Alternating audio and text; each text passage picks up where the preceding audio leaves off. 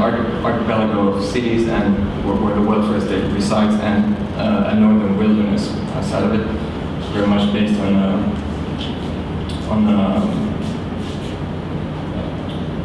Stuart Brown's idea of rewilding.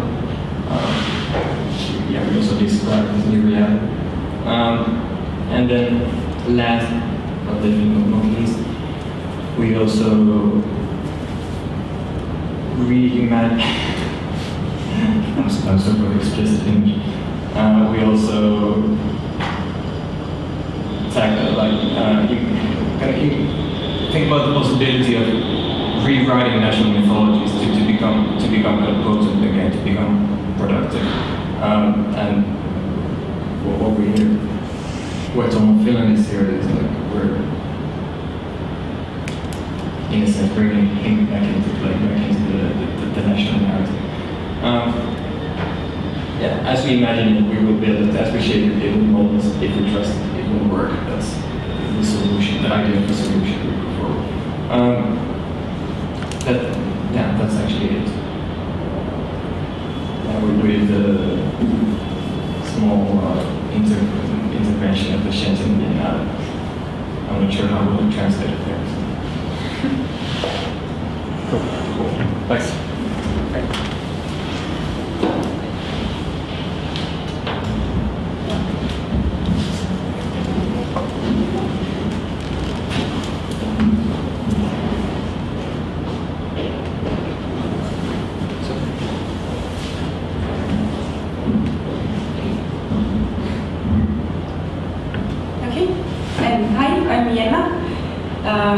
The only non-architect in the group. I have a background in media and design research studies at the local media lab, and I'm a practicing writer and curator, freelance one, and then a co-founder of Alternative Cultural Institute, as we like to call it, called OKU.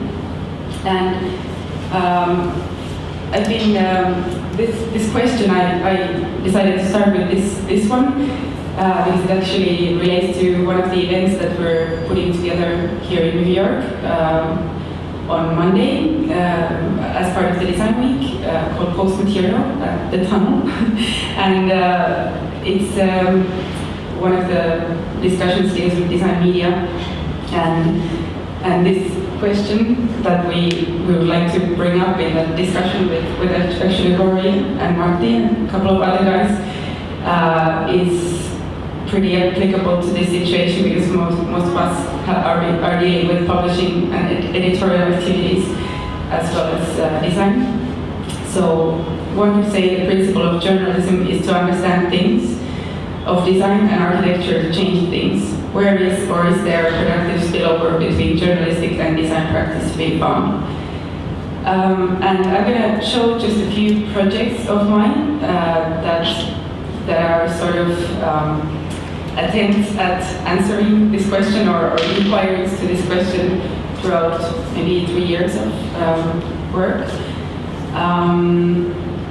And with OKU mostly, and we like to call it this sort of cultural introspection and intervention that we do through usually sort of performative publishing projects, and which always explore the roles and methods of the designer or artist and her societal role and, more importantly, kind of ideological background. So this one is our first publishing project in 2010, and Science Poems. It was an artistic approach to natural sciences, and it basically looked how grids of interpretation that would be typical of the fields of design and art could be applied to the field of natural sciences and vice versa, and how this could cast new kind of light upon the content that lead to new ideas and insights. And this book was also an exhibition catalog. So we put up an exhibition, a total exhibition, and the book as a catalog as well as an individual piece, and also with both aiming to function as tools to see and understand or imagine and debate these questions somewhere in between art and science, which was a popular topic at the time. And this piece is by Miska Knapek. It's called Wind Tracing, and it's basically an information, like real-time information visualization on wind movements and precipitation in Helsinki, taken from real-time data. So, and then another project in 2011, publication OK Talk, Helsinki, London, was published in the context of discussions with critical designers, artists, theorists, architects in Helsinki and London. And we put up through 4 events and attempted to challenge contemporary practices and their objectives and bring forth ideas for designers and artists to put to use. So basically in the book that continued the discussions that took place in Helsinki and London, we documented the discussions as well as featured further ideas about the topics at hand, the design tools or manifestos for participating people. And I guess manifesto is one of the formats that has been particularly interesting to me recently because of its history within the field of design and architecture, obviously, but also as it's sort of defining thing, gives a definition to an ideological and behavioral position, I guess, for designers, and signs this sort of covenant with a self-declared truth, as someone said. This, because of my interest in the kind of ideological position of a designer. And we have also been dealing with design manifestos as part of educational projects at the Aalto University with this kind of critical or design criticism and writing course for designers at the University of Design, Art and Architecture. And then one more publication project, Museum of the Near Future. Again, a performative one, so to say. This one proposed literature as a tool for making or affecting places, and attempted to use it to produce space for imagination and discourse. So a bit in the same way with Solution Finland, I guess, but on a city level.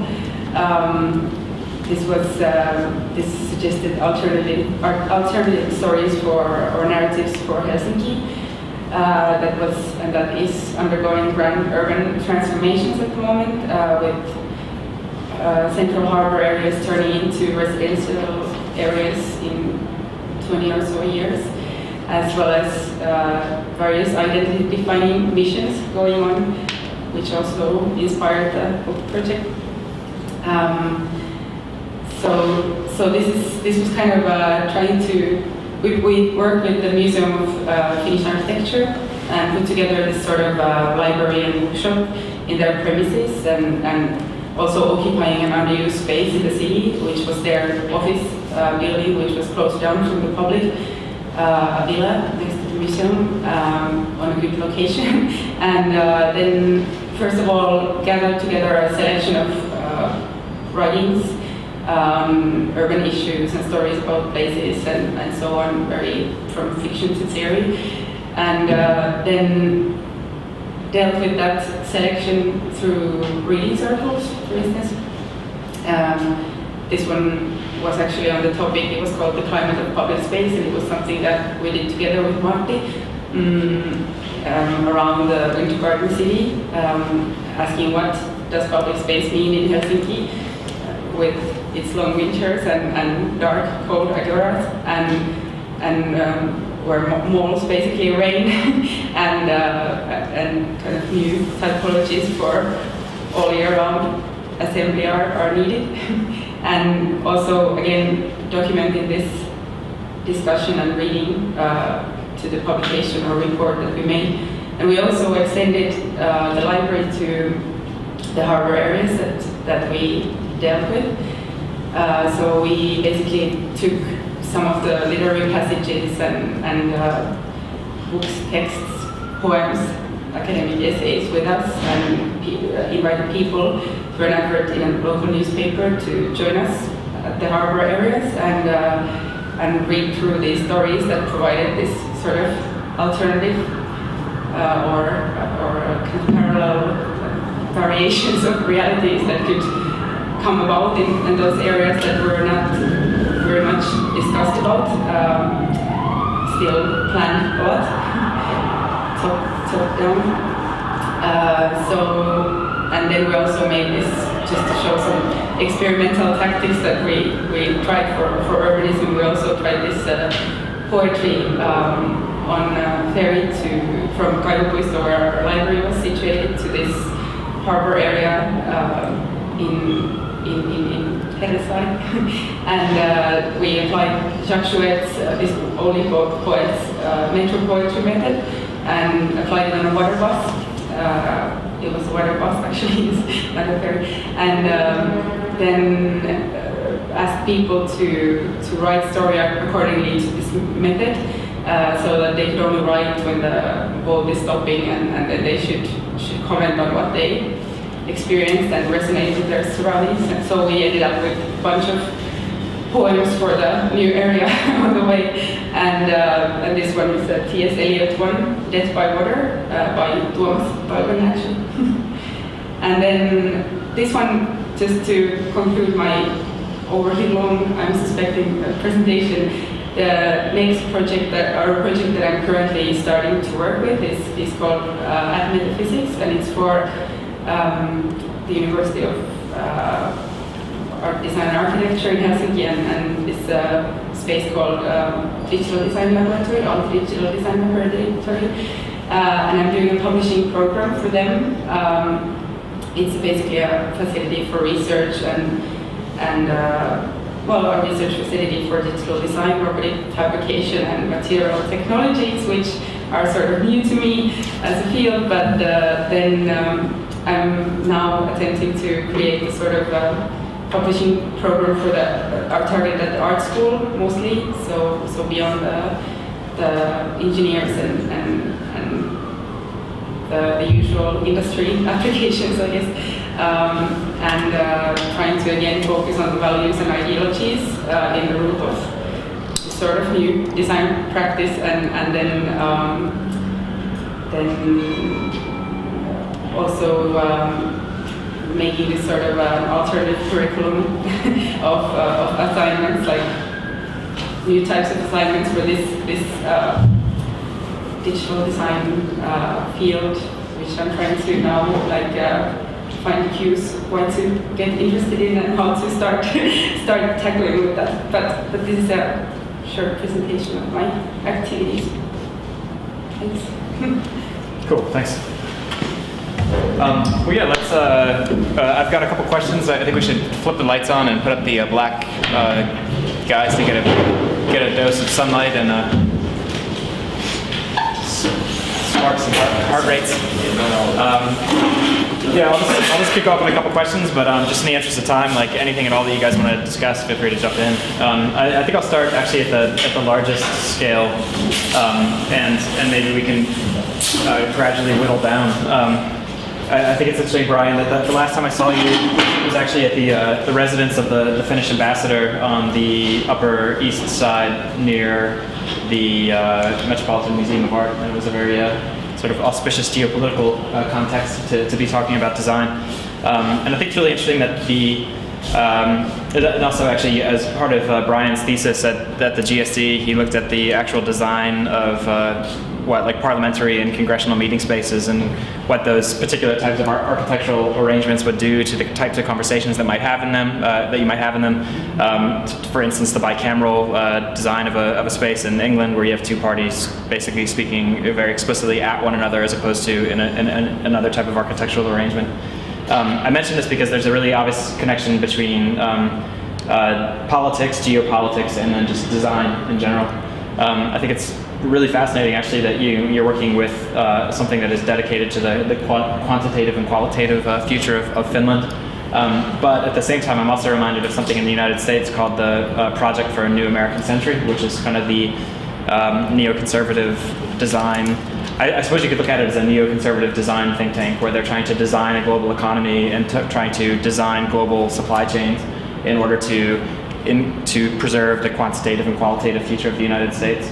So there's this connection between the nation state and design. But so the question that I'm hinting at, I guess, is what does that do to the practice of design and the types of teams that you have to put together when you're not dealing with? It's not like you're designing a new parliament for Finland. You're actually assembling entirely different types of people. You have to bring in people like economists, local entrepreneurs, architects, graphic designers, etc. Even people to design currency.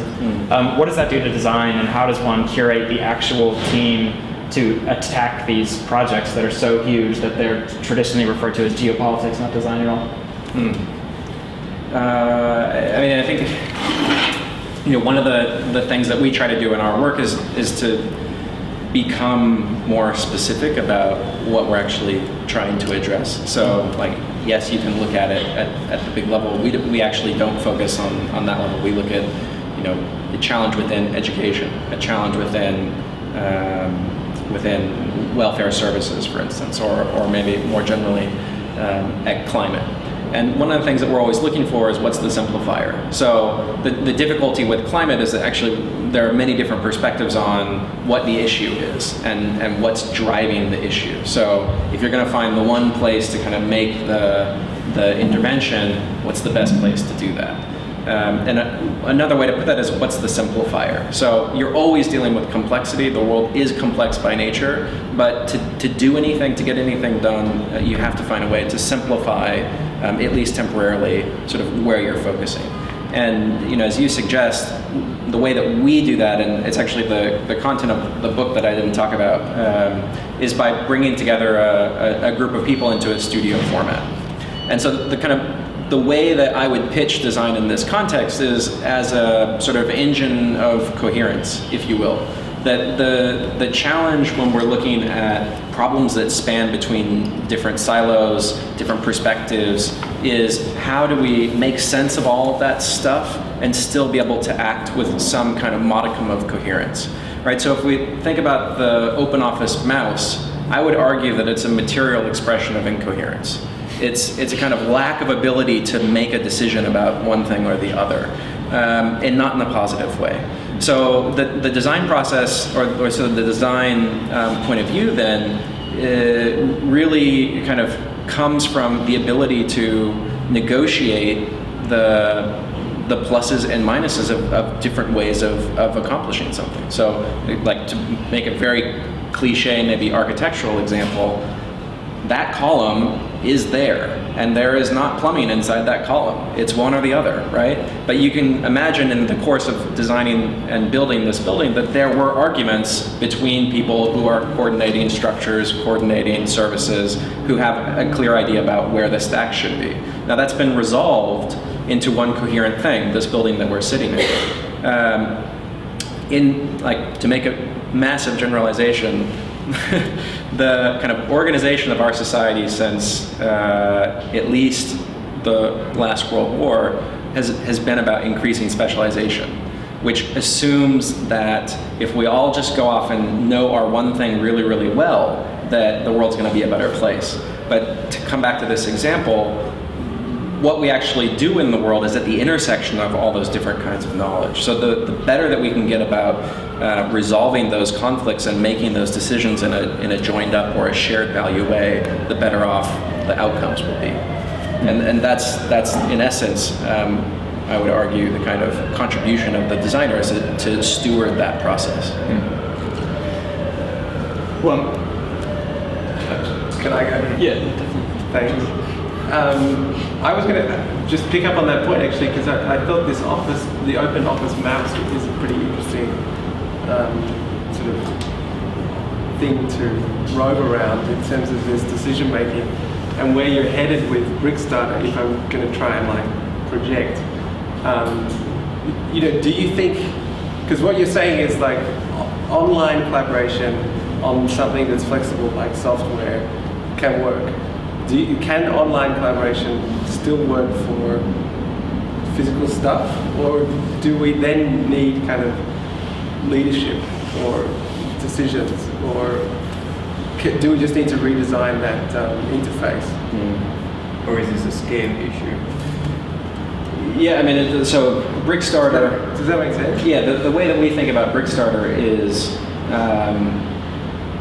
doing maybe a couple things. One is lowering the kind of cost of communication and organization within a community project. And part of that is actually recognition of the fact that in Finland, because of the specific political and social context of Finland, there's not as much of a history of self-started community projects in the same way that there would be in the US. There's also not as much of a history of donation-funded, so sort of self-funded initiatives. It's much more institutional. So in that sense, when we look at the fact that the welfare state is actually suffering when you look at the long term, then we have to proactively create that infrastructure.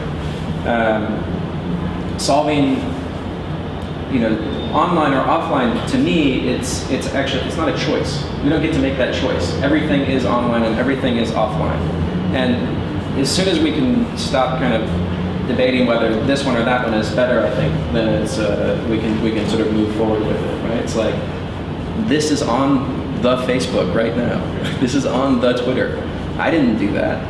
Actually, I did because I retweeted your tweet. But anyhow, something like the garden project that I showed is both simultaneously. And that kind of fluency is something that certainly kids who are in middle school today, they just don't care, right? It's not a question for them. But what we are missing is the idea of how do you do something like that? So, since the state doesn't have an inbox, well, where do you go? Who do you ask for permission when you want to make a community garden? Who do you ask for permission when you want to make a windmill in your courtyard? Those kinds of questions are questions that the state hasn't been designed to answer, and so it has a very hard time accepting them. And I guess you showed the most example, which was an example of a global collaboration, and then the gardening is very local, so it just kind of makes the scale a lot smaller. Yeah, and I think so. The use of online platforms for things that are local presents some really curious dilemmas. So one of the early projects on Kickstarter was this Robocop statue in Detroit, right? So some people thought, okay, cool, we're going to make a giant sculpture of Robocop and we're going to put it in Detroit, and that's going to be fucking awesome. Maybe that's not the best use of funds. Maybe people who live in Detroit don't want that, right? But the project was funded by a global constituency. So we have a situation where, one of the questions we ask in the office is, what's the constituency of a thing? It's no longer the people who are right next to it. It's a discontiguous constituency that might also change over time. Well, that's a kind of interesting democratic debate that we've never had before. And it's brought up because of this thing that's sort of simultaneously local, simultaneously global, simultaneously online and offline. And I guess I would argue that kind of figuring that out is also part of what designers can play a role in. I think we had an event here, we had a series, the X City series, which was looking at smart cities, and the final one in the series was looking at how citizens could engage with it using apps that would help citizens engage with these newly smart cities, or not that smart cities like New York, and what works and doesn't work, etc. And I think it was a really interesting conversation. There were lots of examples of open data projects that New York has developed that are completely useless, and because everyone has just thrown everything there, and it's easier to do that than to filter and make the decisions about filtering. And then there were examples of things that are, community driven and really work, and maybe you're going to be sponsored by a major coffee company, and so the corporate people are coming to the rescue. But I think neither of them, so there were great examples on all sides of creating those new interfaces. What neither of them were doing was looking at motivation. And so the thing that I always find is that the people who get involved are either sort of the squeakiest wheel type of people, like the people who write letters in green ink to their newspaper, or they're like very passionate about a particular issue, but that's a personal passion perhaps. And so I'm just always curious, it's all very well to sort of design these citizen opportunities and whatnot, but how do you motivate actually ordinary people who don't necessarily, I mean, it's your community, you should care, but do you care? Or does the person who writes letters in green ink care and get to decide what happens? So I don't know if you have any thoughts about the role of designer in designers in creating motivation too, Yeah, I mean, even on the smallest level, I'm not sure if I can. Like if my neighbors want to paint my hallway,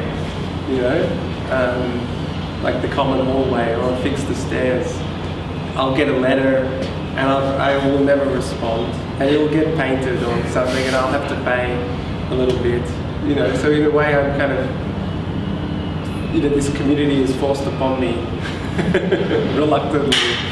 But what if they, blocked the hallway or something? Then I would need to be engaged. So I don't know. I wonder if it happens retrospectively, if it becomes a sort of flow thing, where you weren't there at the meeting. We voted to turn the park into a parking lot because we all need a car spot. It's like, no, can we discuss this? Or I'm not sure. I just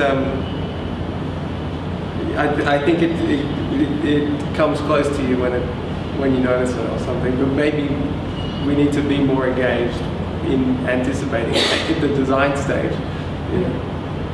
And there's not the motivation to do that yet. Yeah, one way you can kind of equation this actually is not just a nation state, but it's also the collective consciousness of a community. Like essentially, when we talk about say Finland or some community in wherever it is, there's a group of people who all have like a set of imagination, and a certain percentage of that imagination or thought is going into like things like Dancing with the Stars or the Robocop statue. But it's really trying to figure out what kind of message or medium or cultural content will cause people to change their thinking and kind of dwell or just capture their like rapidly ranging attention for one moment on one idea that's going to like then make whatever kind of point of change they're trying to achieve. I was wondering, with Citra, or more broadly thinking about like how to activate collective consciousness, is there something that works? Is there a kind of medium? Is there a medium, or is there a strategy? I was just wondering, like whether it's a design tool or if it's an individual, like a persona. Is there something that kind of like works for this question of motivation? Yeah, I mean, so I think one thing that one thing that we do all share is a sort of involvement in publishing activities, or more broadly, involvement in creating things in the public realm, be they publications or events, whatever. From our perspective at Citra, at the fund, we have to become much better about engaging the community. So because of our role as a kind of advisor to Parliament, it's often the history of the organization is very backroom. And I think that moving forward, the kinds of things that we do also have to involve culture more broadly and create in a cultural context that's supportive of political decisions. So maybe like to be a little bit nerdy about it in terms of equations, if I'm trying to get a politician to make a decision that supports, say, wind energy, making wind energy easier, there's in sort of real political terms, there's a cost to that, right? So no matter what I do, no matter what argument I present, I can't really give that politician more political capital. Like political capital is not something we can control. But by working with the cultural forces, what you can do is lower the cost of it. So if we can create a cultural debate that's supportive of values, say in this case renewable energy, then it makes it easier for that politician to do something that's a little bit outside of their usual risk context. And I think that's the role that's one of the roles for design in terms of the concepts of the stuff that Jenna is doing, for instance, helping people think about the city differently. How would you want to live in the city if it were up to you? Indeed also the work that Martti, you are doing, sort of, say, it's intentionally provocative in your book, but Finland was designed as projects. Why do we have to stop that? We can keep doing that. And I would actually argue that the US is the same way. I mean, very clear projects have built the country. But we've somehow lost the ability to have sort of collective consciousness at that big scale. Now the collective consciousness is dedicated to Dancing with the Stars. Or there's a sinister element that Jeff has described, which is like there are forces that have an agenda. Yeah. But it's change the culture. Well, along those lines too, like combining those. I mean, I do think it's interesting. There was a discussion that I really think was sustained, at least online in the architecture world, by this blog called Mammoth, where a guy, I can't remember his name, but he writes for something like Foreign Policy or Foreign, the other one, Foreign something or other. Anyway, it was his thing was that the idea of the super project, the kind of national undertaking, we say that they're gone, we say that they're not happening, and that the United States doesn't have them anymore, but in reality, especially ironically, under people like the Project for a New American Century, super projects are actually more common than ever. They're just not called the Tennessee Valley Authority, and they don't happen inside the United States territorial boundaries. They happen in Iraq. They happen in Afghanistan. They're not something that I'm in any way politically or geopolitically advocating, but nonetheless, they are super projects. They're massive amounts of money that are being spent on embassies that are, practically the size of the Pentagon all over again, and these nation-building projects that, if they'd happened out west, if they'd happened in the Colorado River, or if they'd taken on a kind of territorial ambition within the United States, they'd be seen as super projects. But as it is, they're about redesigning in Iraq as a kind of nation-state project. So I don't know. It's funny actually. Like it's as if. I mean, it's easy to assume that design, the state, all these things, the welfare projects that we're talking about are, I don't know, somehow inherently ideologically or politically good. But I feel like what's so interesting, I think, about the last 10 years of the Iraq and the Afghanistan wars is that it shows that these exact same things, the welfare project, can actually have an incredibly sinister and negative side. And that's me, of course, condemning the Iraq and Afghanistan wars. Other people wouldn't. But it's interesting. Like that's the flip. That's like the what would you even call that? The kind of the black ops side of the welfare state. In any case, yeah. Well, this is a question actually. I remember Rory asked me in a talk in Amsterdam, but it's a very good question. So what do you guys think? Like, should or can a designer act from an ideological position? Like, especially in regard to like your work. That's I'm very curious. Personally, I don't think you cannot. Yeah, exactly. But how do you articulate it in this content? I guess I keep saying the same thing over and over again. So that is what it is. But yeah, let me say it again. Retweet yourself. In the same way that we don't really have a choice about doing something online or not, I don't think we have a choice about doing things politically or not. So I would argue that we've entertained the idea that there are apolitical possibilities or sort of possibilities without an ideology, that we can have a sterile conversation. And I don't think that's actually possible, personally. So, in the context of Citra, by mission, we're supposed to be politically neutral, right? Which makes sense on paper. If we're going to advise Parliament, we should be politically neutral so that if Parliament changes its tide, we're still relevant. Now, when you start working on something like renewable energy, how do you do that and be apolitical? Right? So one of the ways that you do it is that you invest in a lot of different kinds, or you work on a lot of different kinds of energy sources, right? So if we make an investment in wind energy, we should do an investment in nuclear. But of course, that doesn't actually... Or coal. It's like keeping all the buttons. Yeah, exactly. Yeah, right. But then you end up in that position where you haven't really made a decision. So, but the strategy is the same. That's what's interesting, though. I mean, I was just thinking. One of the things I'm tempted to do is to make the kind of inverse edition of my book, which is like you take all these roles, and the assumption is that you're adopting these roles or these strategies as a designer to make things better. But what if you sort of cynically use these strategies to pursue your own agenda with the same, possibly the same success? I mean, that was one of the questions that was put to me regarding this unsolicited architecture work. Is, there's an assumption there, which is you pursue your own agenda or you create your own brief to make a better city. But what if you just are more opportunistic about it and you just create a new project to make lots of money for yourself, which is actually disruptive or overshadows or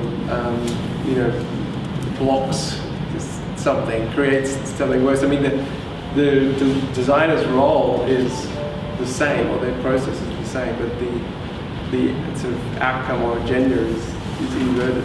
Right. So one of the so you could use your strategies of collaboration to build.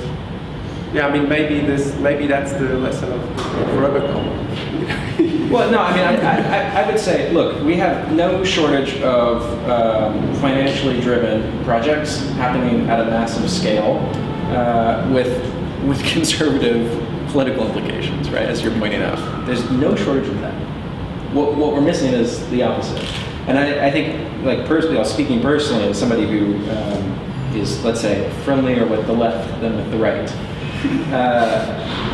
we, as a community, the liberal community often talks ourselves out of trying because of the dangers of what if it goes wrong.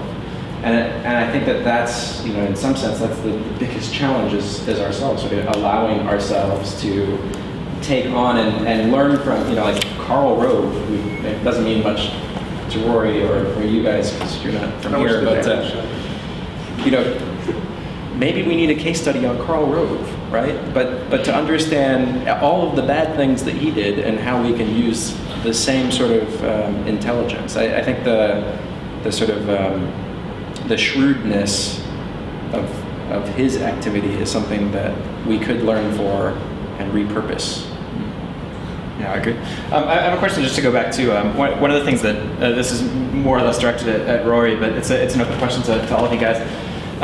Is the idea of financing and how projects can be underwritten and how new forms of financing allow different types of architectural projects to be undertaken and so on. There's actually a book I'm reading now that's about it's Nikki recommended it to me. It's called New York at War, and it's about the city of New York as a kind of militarized zone for the last 400 years, going back to Dutch colonists all the way up to 9/11. But it's interesting because it points out that Wall Street, which of course is now the sort of financial center of the world, is called Wall Street because the Dutch were going to build a large wall to keep the Lenape Indians from basically attacking them. But I mention it because the wall itself was going to be funded through debt financing. And so they sold bonds, blah, blah, blah. So according to this author, is the first example of debt financing going into what amounts to a kind of infrastructural project in the city of New York, although, of course, it was New Amsterdam at the time. But then also, literally, was it maybe last night, there was an article in some journal called Inside Housing.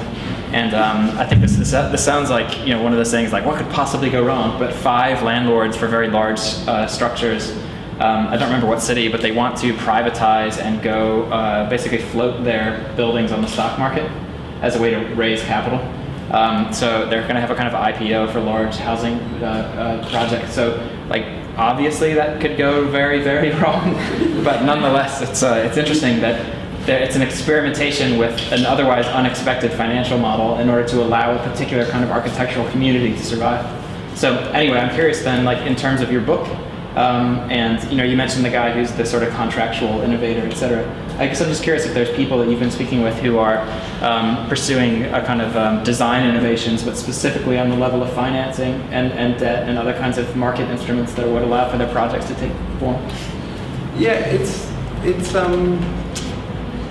tricky. I mean, there's not somebody explicitly in the book dealing with financing, but I guess. One of the people I have interviewed before is, you see, I wrote this 8 months ago, and this is the first time I've had to talk about it. Do you want to see the table? I do, I really do. I need to jog my memory to see if I've got a better example to give you. But Well, one of the good ones actually is I did an interview with Todd Rice, who I worked with on Almanac, who's currently working on a sort of revised history of Dubai and more broadly the Gulf region in the Middle East. And we talked about consultants, so the kind of management consultants who are moving into the Middle East and effectively now providing architectural services. So, what's happened is that these oil-rich countries seeing peak oil on the imminent horizon and are looking to pour that money into something which can create ongoing wealth after the oil dries up. And one of the things they're effectively building is cities. So, on one level, Dubai is an example of that. Big projects in Saudi Arabia, such as King Abdullah Economic City, is definitely one of those.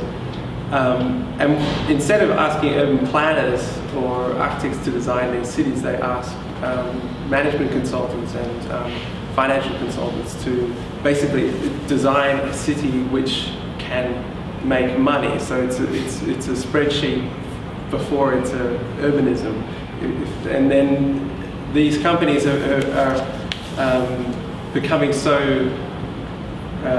sort of familiar with their clients that they've continually expanded their services or what they can offer in order to hang on to these projects well after the sort of big picture is defined in terms of economics. And now they're doing urban planning, design,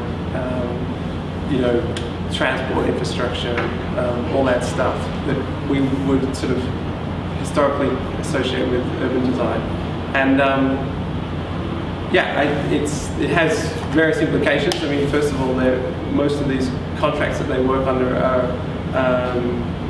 are not explicit in that there's no names on drawings. So in a way, there's no responsibility for if these cities go bad or if there's urban problems. It's a kind of shadow world of urbanism. But for better or worse, I think one of the arguments or discussions we have is that architects could learn a lot from this. We need to actually get involved and participate in these companies which we don't really associate with. But isn't that already happening? As far as I know, PricewaterhouseCoopers and McKinsey and these companies, they employ already a lot of architects or good these are the Austrian one. They're absolutely, but I guess what I'm suggesting is that we're being employed very far down the chain. It's kind of like. No, I mean like within those organizations. They are, but it's sort of like. If we're not involved in the big moves at the beginning instead of further down the food chain, then it becomes more difficult to influence. Basically the projects that have been designed as a result of this are very mono-programmatic. They're like SimCity, commercial zone, residential zone, industrial zone. But it doesn't seem like a. But do you think this is also something to do with the models they use? As far as I know, for example, McKinsey, they use they have a system, a model that's being used for modeling the developments, which is very linear. It doesn't. I don't know how creativity could become an input into the system. Well, it depends. Some of them are grafted onto existing cities, some of them aren't. I guess they would have a model for these sort of instant cities, the instant new towns, which is also the same model they use in China and parts of Asia. But I don't know, it just doesn't seem like it's part of our conversation. Architects are working there, but it should be something that we are actively interested in. It's funny, just to go back to what Bryan was saying about, could we, learning from Karl Rove, I think, which would make an awesome thesis title. is one of the things that I think organized crime is actually a really fascinating use of sort of the state as a kind of almost like a shadow boxing partner. You figure out a way to organize your endeavors, and you do it in a way that is kind of exactly the opposite that the state is doing. It's like Gymkhana with the government. But I mention that because you could argue then that instead of Karl Rove, maybe actually architects should learn from like the reason Al Capone made it as far as he did was because he had a really good accountant. And then there's movies like Lethal Weapon 2 where Joe Pesci plays a money launderer, and he's the whole point is that he's so good at money laundering that he lets these gangs in Los Angeles make, or is it Lethal Weapon 1? But anyway, make tons of money. But so in any case, I mention that because maybe architects, it should be it's 2 architects and a really good accountant, or 2 architects and someone who's effectively kind of a money launderer, get together and create something really interesting for financial opportunities. But the good side is that isn't that in a sense, and I mean this in a positive way, isn't that sort of what Shop is? The Stephen Holding Pasquarelli, whatever the full name of the firm is, where they are constantly trying to come up with new forms of financial entanglements between the actual development of the project and then the architectural design of it. Isn't that sort of like the positive version of, it's like the white ops version of Al Capone in a sense? And I mean that again in a positive sense, where it's teaming up with a financial partner in an unexpected way and then producing new architectural forms as a result. But anyway, that's just a comment. We should probably wrap up, but I would love to hear if there's any questions out in the audience. I feel like we've been monopolizing things. Maybe just take one question from out there. Sure. Well, the question related kind of to that is, having recently graduated from architecture school, and I guess with Bryan, what you're working on, is there any kind of research into education of designers and how? Because I feel like in school, we in the very stereotypical way, we worked all the time.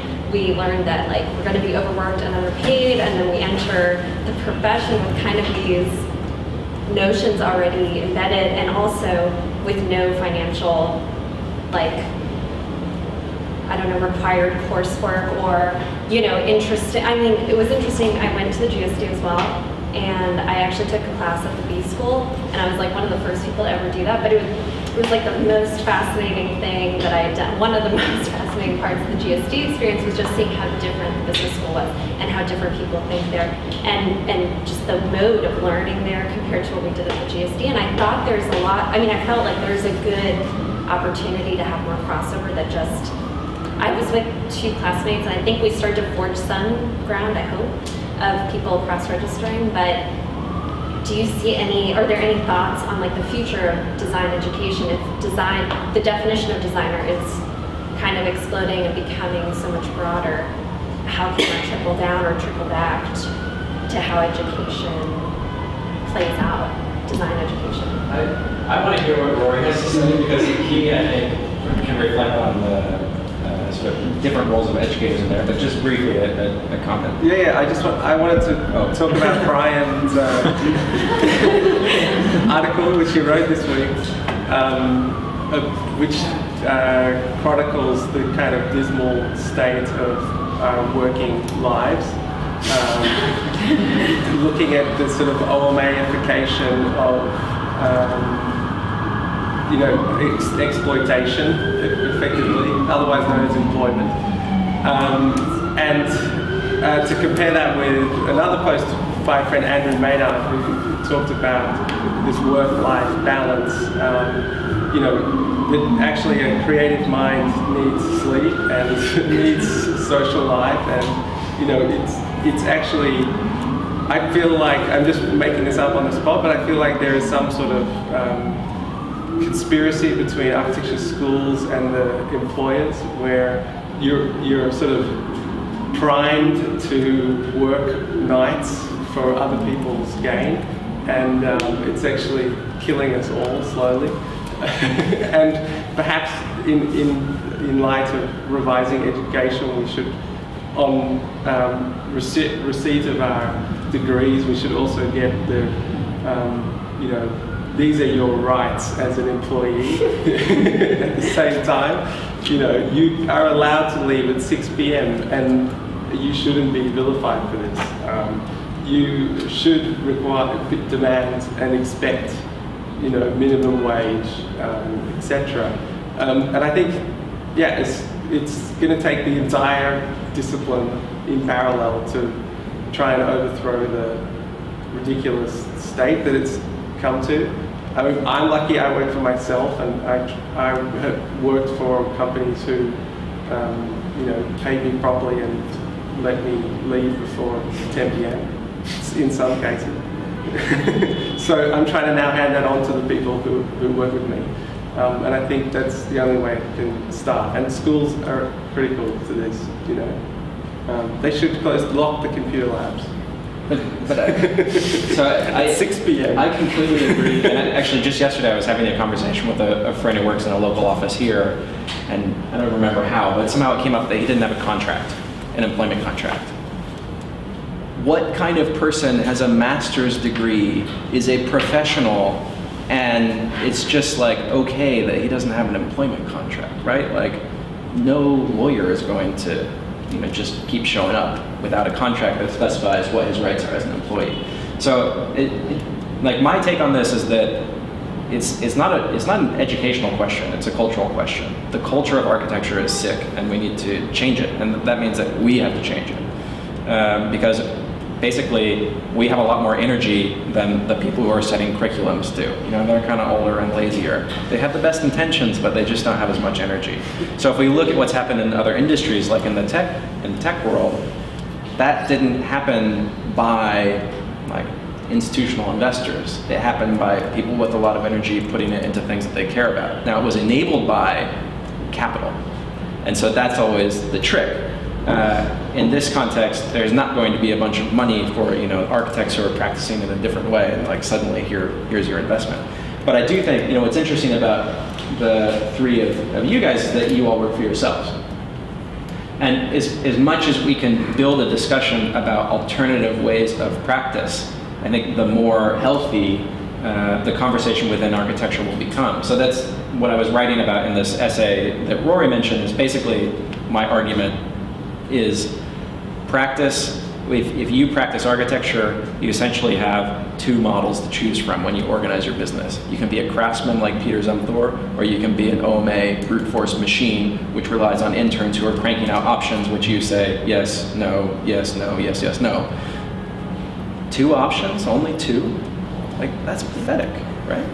We need a much more frothy conversation about what the options are for how to practice, how to pay the bills, and how to do it without killing yourself.